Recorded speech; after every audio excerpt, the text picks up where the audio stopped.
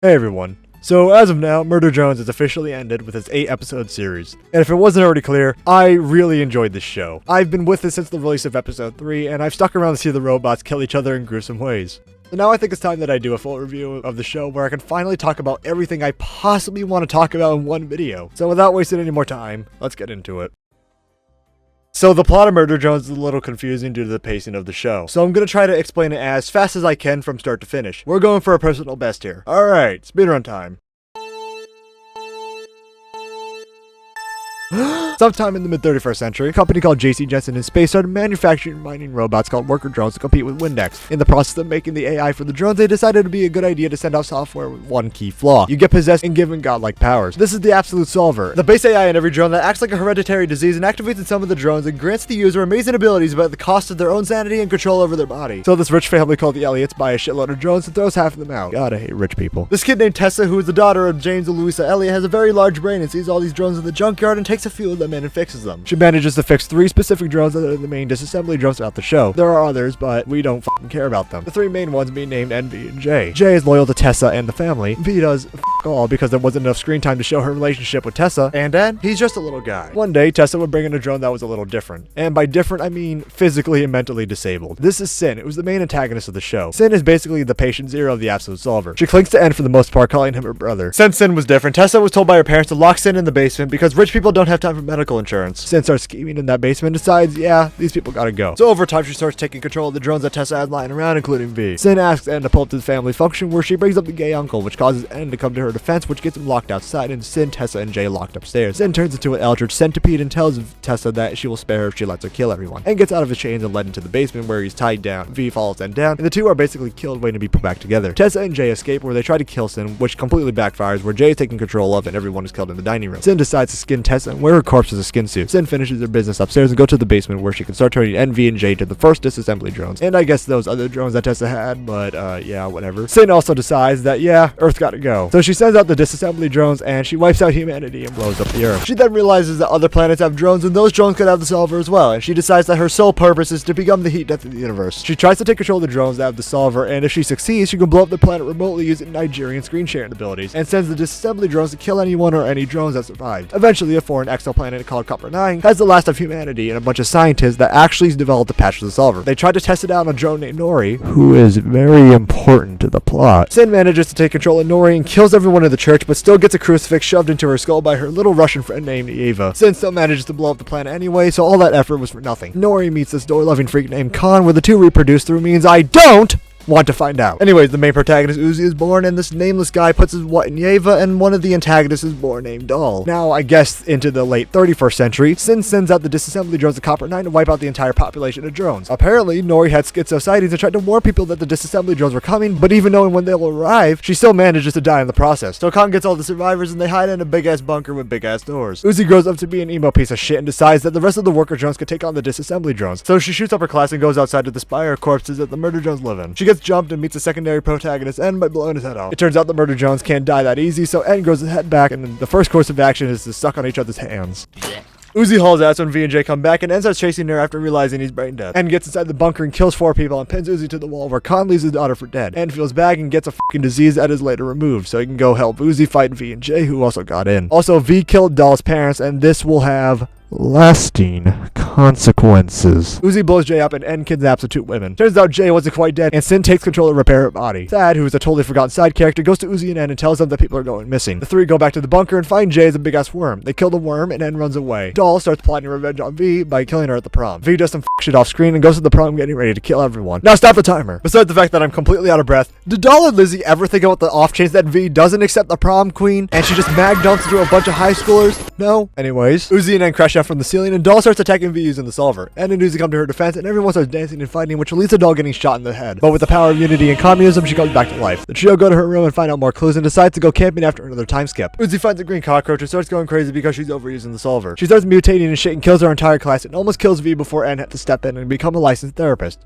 Again, he's just a little guy. So everyone goes home, and after another time skip, N and V decide to just have aneurysms because Sin wants to wipe their memories. Uzi hacks into their memories where she can help prevent Sin from wiping them. In the process of helping, Uzi gets robbed because Dawn doesn't like the concept of individualism. N and V come back to reality with their memories restored, and Uzi frees them from Sin's control. Some more shit happens off screen where Tessa comes down from a spaceship with the new version of Jay. Now, if you remember what I said earlier, this is not Tessa. Sin is posing as her to fool everyone. The trio find their way back to the campsite for whatever reason, and they run into Tessa, Jay, and Doll. Tessa comes up to hug N to really sell the fact it could be her. And Doll steals a roach and runs away into the pit. Apparently, there's a lavatory under the campsite that they need to get to before Sin does. They go down, get kidnapped, get tortured by a southern woman and her son, fight off some dinosaurs, and find their way to an elevator. Doll plays dead and leads them to a trap where they fight off more dinosaurs while Uzi is slowly going more insane. They go down, and V is presumed dead. Uzi causes the mine shaft they crash down into to start caving in, giving Sin time to start toying with N and trying to kill him. Before N is killed by the wall of flesh, this little cretin comes over with a pickaxe and a cross to help him. Turns out Nori is alive and is just existing as a little core thing. Uzi starts running around the place and finds a way to the underground church, while Tessa is destroying any evidence of the drones being experimented on by blowing up the lockers with the corpses inside. Doll finds her way to Tessa, and they have this little fight where Tessa starts to show her true colors, and Sin kills Doll via a FNAF jump scare. Doll, barely clinging on to life, finds her way to the church where she actually dies near Uzi, giving her a message to fight back. Tessa gets ready to kill Uzi as she's losing more and more control of herself, and before Tessa can kill her, N comes up and decapitates her. Unfortunately, Uzi is being controlled by Sin, where N and Nori have to fight her. N wins the fight by confirming that he does have the N-word pass, and Uzi takes control again and boots Nori into the pit. Sin finally reveals herself to N and Uzi and kicks their asses and starts dragging them into a pit. Uzi seemingly sacrifices herself to save N and goes down the hole, which doesn't fucking matter anyways because everyone gets shot into space. Nori comes by to tell Uzi how to kill Sin and fucks off for the rest of the finale. N comes by in a ship to get Uzi, and Sin just blows up the ship anyway. Sad Lizzie and Cut are only alive thanks to the foreign concept of gravity. And before Jay can finish them off, V comes back to save their asses. Uzi and N come down, and after that, there's just some fighting and some more fighting. V admits that she's been a piece of shit, and more fighting with Nightcore, and then Uzi kills Sin by ripping out her core. And then that's it. Everyone goes home, everyone's fine, the show's over.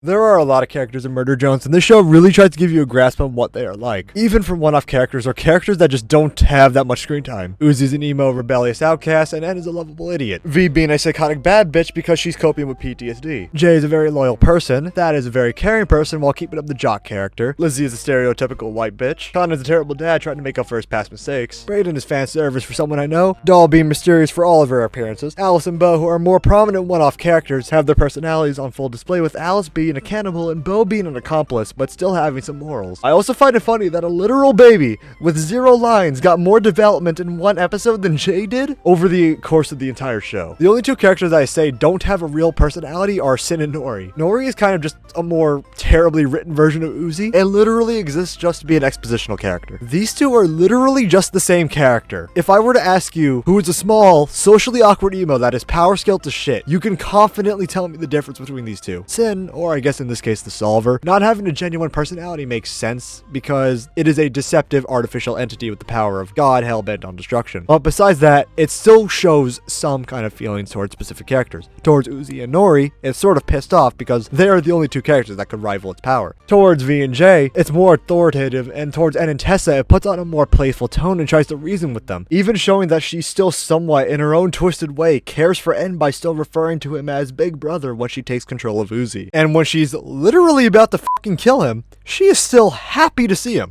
Hello, Uzi.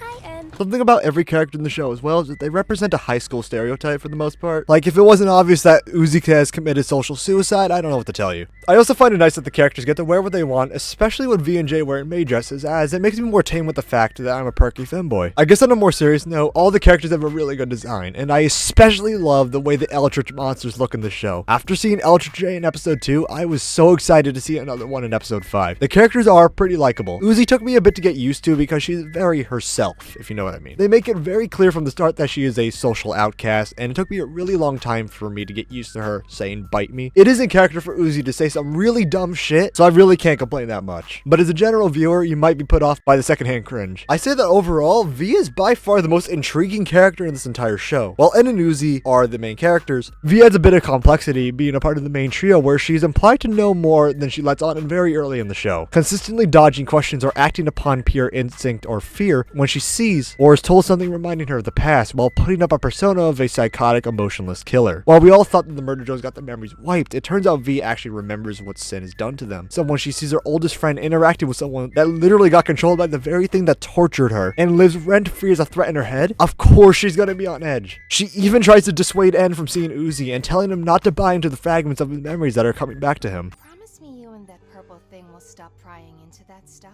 And she tells Uzi to stay away from En so she can kill her later. Better to stay distant, though. Don't you think? Since I'll have to kill you next. En's made friends with rocks, by the way. He'll move on just fine. V only did this out of fear because she knows what Sin is and what she could do to them if they don't do their jobs. V eventually starts seeing the positive impact Uzi's making on En and decides to put her trust in her during her fake out death scene. She comes back in the finale and they finally wrap up her arc with her apologizing for everything and showing her confront Sin with being filled with absolutely nothing but fear. V is, by far, the best written character in the show, and for a side character, makes me more impressed. A character that I do wish had a little bit more to provide is Jay. Jay is the team leader of the squad in the pilot. She dies in the very first episode, only to be brought back in the third. And do you want to know what she does since her revival? She flies around with Tessa off screen and blows up their original spaceship. That is it. She is supposed to be a leader, and she does f all for the majority of the show. And when we thought she was going to do something for the finale, she also does absolutely nothing. V and Jay have an argument, and while they're fighting, anything that Jay says is nothing more than your ears picking up sound waves. Her words have no meaning to her, and in fact, they only help guide your suspicions towards V and help tie up her character. This is supposed to be Jay's shining moment, and she's stuck as an absolute joke of a character. Doll also fell off after episode 3. At the end of the episode, she says that she's going to help the group and find out what the solver is, but she proceeds to stay in the background and stalks and harasses them, and the only thing that she actually does to actually help the group is warn Uzi. Doll is considered more to be like an anti-hero, and she does have the same goal as Uzi, but has an entirely different way of achieving that goal of removing the solver. She also strikes a deal with Tessa and Jay that didn't even amount to anything. Doll just becomes more of a nothing character after episode 3, and an inconvenience of the main cast. Dad, Lizzie, and Khan were supposed to play a big role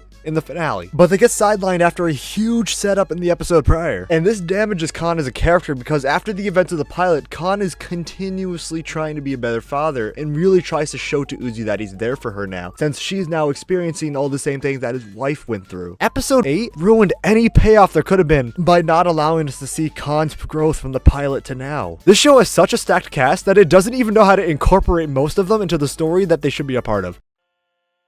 Something I love about Murder Drones is that it is a very unique take on the post-apocalyptic world with eldritch gods and robots. This show definitely filled my quota of robots beating the living shit out of each other. And for an indie show being animated in 3D is genuinely impressive because the way it sets up its environments and establishing shots just leave you in awe because of how beautiful they look. Some of the fight scenes in the show are also pretty anime inspired, which is also a plus. Some of these fight scenes and horror scenes are really fucking brutal and I love it. Something about the show makes you want to come back and rewatch it. For me, it's because of all the insane amount of background details or quick blink and you'll miss it moments that you just won't notice on your first watch. One of the most important details is that dogs are canonically immortal. The show also takes pride in some of its corny writing and being very self-aware of who the audience is and sometimes breaking the fourth wall. Another thing that had me engaged throughout the show was the mystery and sheer randomness of it. Liam is a very unpredictable writer and this show goes in such random directions and implements so many things that it will always keep you second guessing yourself, and I genuinely could not for the life of me guess how the story would end. Though to be fair, I don't think anyone was expecting everyone to survive. The show also gets you sort of using your brain a bit because most of the mystery and character interactions are left to implications and interpretation. There are also plenty of references and callbacks to Liam's previous projects for longtime fans of his. In episode 6, there are 3 references to his 3 main projects on his animation channel. Alice is a clear reference to D from Let's Split Up, which is Liam's first animatic on his channel. The second is when the Sentinel shoots at Tessa and V manages to catch the bullet, being a callback to CliffSide when Cordy did the exact same thing. The last one in episode 6 still has me scratching my head a bit, but when V was fighting the Sentinel, her glasses started to glow orange, which could be a reference to Internecion Cube where Max's goggles did the exact same thing. Now, if that wasn't an Internecion Cube reference, the scene in episode 8 where Sin is sending out a command from the planet's core 100% is one looking very similar to when we see Icon's heart beating. The soundtrack composed by AJ Desperado just hits your brain in all the right places.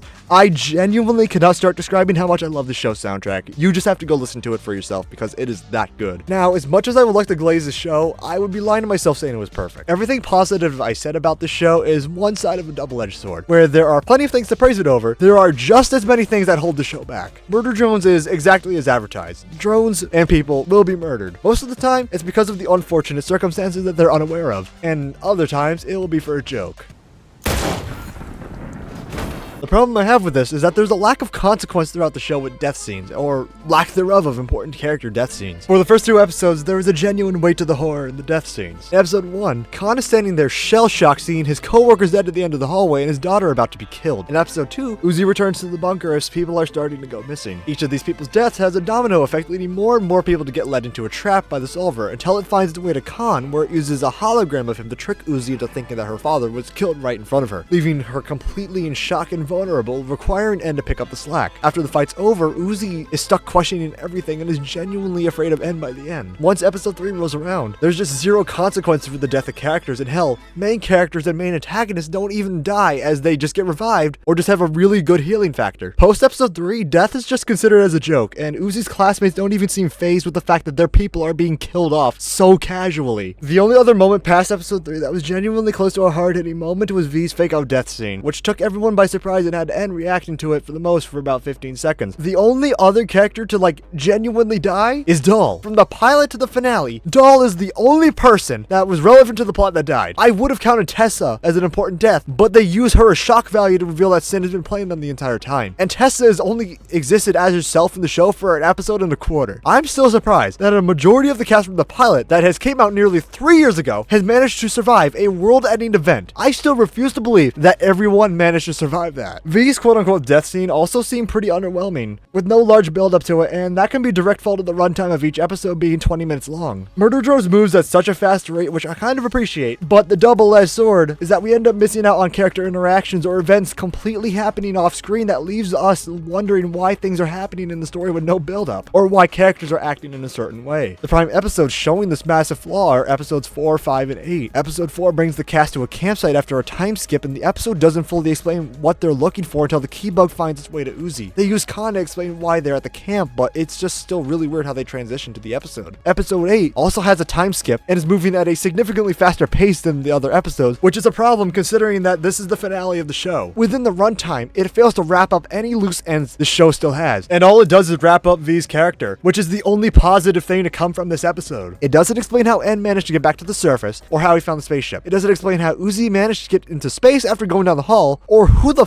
killed Nori. There are plenty more, but those are just some simple examples. Out of every episode, episode 5 is the biggest culprit of this unnecessary time skip with zero setup. N and V getting their memories wiped happens with absolutely zero setup or zero indication that this could happen. This also leads to the double-edged sword of Liam's random ass writing. Episode 5 absolutely ruins the continuity of the show by feeling like a sharp, unexpected left turn that gets brushed off with one line, basically saying this all happened off screen, which is a problem with most of the episodes. The first 2 episodes don't have this problem, but for the rest of the show, most of the events that unfold are left to interpretation, with the show just hoping you can fill in the blanks with what's being implied. Character interactions are so important, and I really hate how little we get over the course of the show. But with the ones we do get, they are really good and help build up the characters so much more, because they wouldn't just be stuck in this echo chamber of the same character saying the exact same things every episode. My final issue with the show is how it fails to balance the horror and the comedy. Murder Jones is advertised as a horror comedy for God knows whatever reason, when again, I think it should have been advertised more as a horror mystery. Some moments in the show just seem like they're trying to force a quote-unquote funny moment, and there are scenes where there should be some rising tension happening, but something comes along and absolutely kills that tension, or anything that makes it serious. This show is capable of having comedic moments, and it can have really good horror sequences, but they just don't work together well, and they have to happen at separate times. Episode 5, again, being a culprit for this, with a certain guy in a top hat saying some absolutely heinous shit, and is used as a comedic relief character for most of the show, and he can lighten the tone of a tense scene, but they can still have him as a somewhat serious character, and by using him in this way, makes a pretty decent bridge to help balance out the horror and the comedy. Murder Drones is a very unique show that I fell in love with. I'm always going to appreciate the work Liam and Glitcha put into the show, but I can't ignore all the problems it has, being blindsided by all the flashy visuals when the overall narrative feels like it's missing so much. I had a friend explain how they felt about the show a while back, and if I remember correctly, they said it feels like you're watching every other episode. You can get attached to these characters very easily and actually relate to some of them, being able to cringe at them because maybe you're able to cringe at yourself. It respects its audience enough not to directly spoon-feed you information, hoping you put in the work to understand the story. For everything I've said in this video, Murder Drones deserves a solid 7.8 out of 10. And with that being said, that's all I have to say about the show. It was a wonderful ride regardless of how I felt about it, and if I can go back to rewatch it for the first time, I would. I got to meet so many amazing people just by watching the show, and honestly, this channel probably wouldn't have existed if it wasn't for it. If you did enjoy the video, please do consider leaving a like and subscribing. From what it looks like, this will be my final Murder Drones video on this channel, but that doesn't mean I'm done with Liam yet. I got a few more ideas in store. Anyways, I'll see you in the next one.